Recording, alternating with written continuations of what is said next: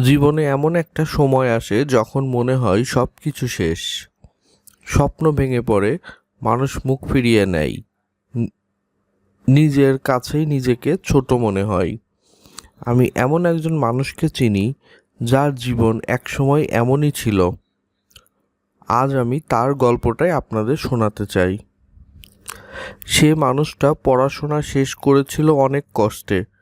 তারপর চাকরির জন্য দরখাস্ত, ইন্টারভিউ, কিন্তু কোথাও সাফল্য নেই। পরিবার পরিজন বলতে শুরু করলো, এই ছেলে দিয়ে কিচ্ছু হবে না।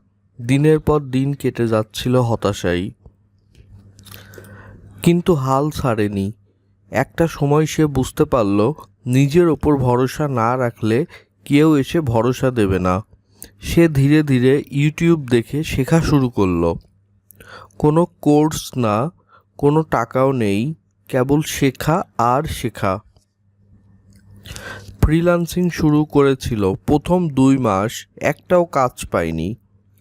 আশপাশের মানুষেরা হাসাহাসি করত।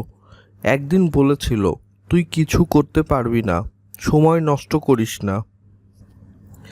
ঠিক তখনই এলো একটা ছোট কাজ, $5 কাজ, কিন্তু সেটা যেন ছিল তার জীবনের প্রথম সফলতা এবং একটি স্বপ্নের মতো।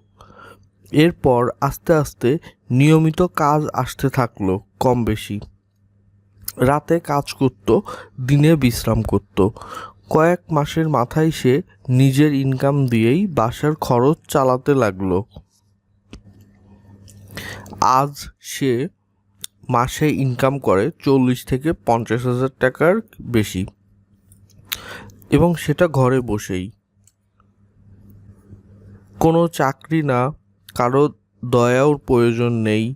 পরিবার এখন সে একমাত্র ভরসা। এই গল্পটা শোনালাম কারণ হয়তো আপনিও এমন একটা সময় পার করছেন। আমি কাউকে কিছু করতে বলছি না, শুধু বলতে চাই, আমার চোখের সামনেই এমন কিছু ঘটনা ঘটেছে। আপনার ক্ষেত্রেও হতে পারে। সুতরাং হাল ছাড়বেন না, শেখার কোনো শেষ নেই।